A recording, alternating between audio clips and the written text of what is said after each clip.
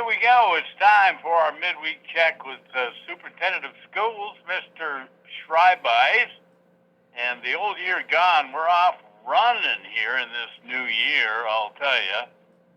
A little bit of a break, probably not much for administration, but 2024, here we come. Tomorrow night's the Brawl of the East.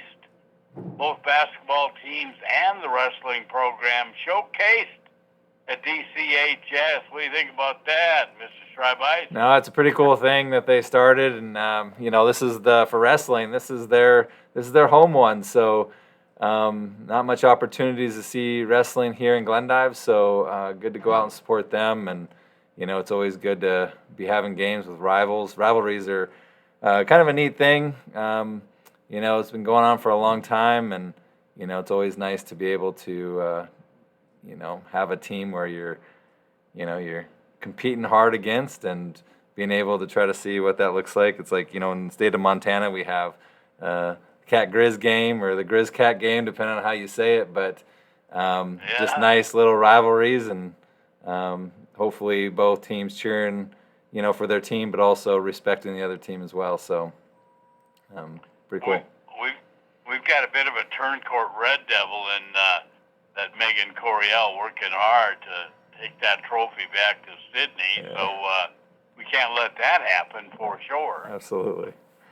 And next thing we had to discuss a little bit about it. Here comes Old Man Winter. This cold gives you some thought as you send kids on the bus down the roadways of Montana in this kind of weather. And what else does cold weather mean to you in the school system?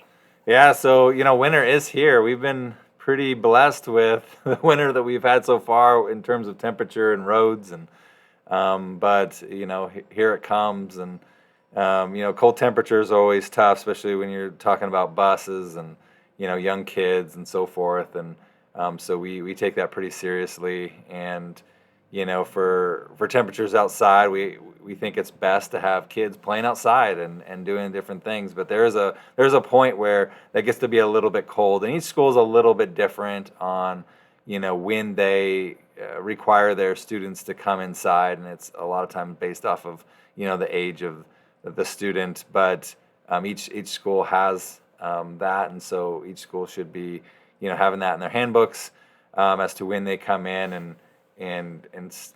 try to stay away. But we do try to get the kids outside as much as possible. And so my suggestion to parents always is making sure that you're dressing your kids appropriately for that, because you don't know what that decision and when that's going to be made, to make sure that your kids are dressed up to be able to go outside and get some fresh air, move around a little bit. But it's dressing in layers, making sure that they can peel something off if they need to. We've had to do that a lot in the past, especially at Lincoln, because even in the schools, it's such drastic changes of temperature, and even in the building, it can be 90 degrees in the winter, versus negatives outside, or it can be in the 50s in the classroom. And so a lot of that's been taken care of, but there's still going to be differences in what that looks like in the different buildings. And so making sure that you dress in layers for, emergency stuff. Anytime winter is here, it's always, when snow falls or temperatures get too low or whatever, there's always this question as to what's going to happen with the schools and what does that look like. And so I direct everyone's attention again. We did this back in probably October, but to our website, when you go to glendiveschools.com, then you can, there's a menu, you can click on that, go down to the parent section, there's a thing called emergency info, and it has all the information about how we make that decision, what does that look like. But really it's just paying attention to the ways that we communicate to our public.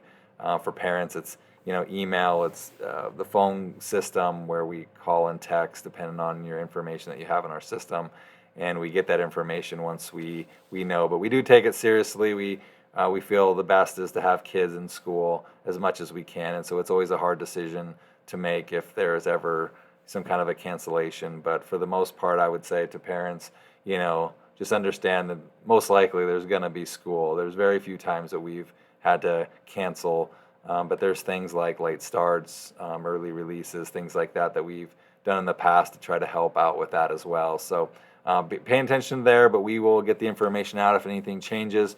But just know what our emergency procedures are and make sure your information in Infinite Campus is up to date, and that's easy to do. Just if you have the app, you can check that and you can change it right in there.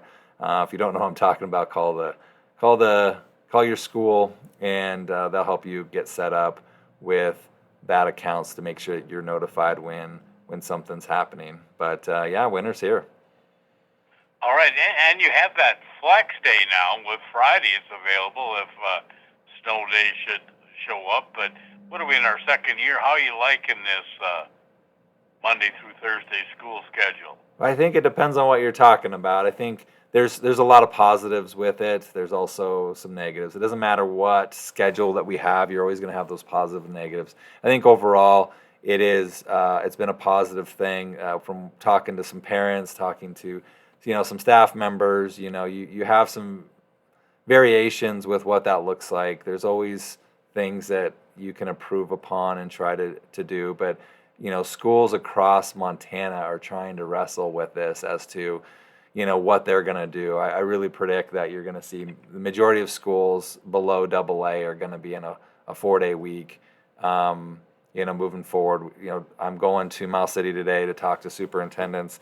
At our superintendent's meeting, I was on that's in our region, the southeast corner of Montana. Yesterday, I was on a Zoom call with superintendents from all the presidents of the regions, and we talk once a month about different things. And schools they're struggling with a lot of things, and so a lot of schools are seeing the need to go to a 4-day for certain things. But is it what's best in some aspects?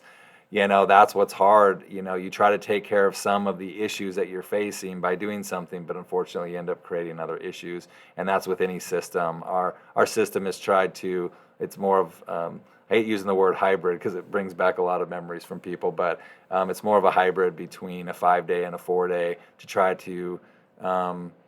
try to get the benefits of both. But there's negatives in our system as well, and we're working on trying to figure out how to fill those gaps. But I think overall it's going pretty well, though. Well, thanks for spending some time with us, and keep all the oars in the water in our school system for us, will you? That's right. Keep it moving along. That's for sure. All right. Thanks a lot. Have a great day, everyone. Bye-bye.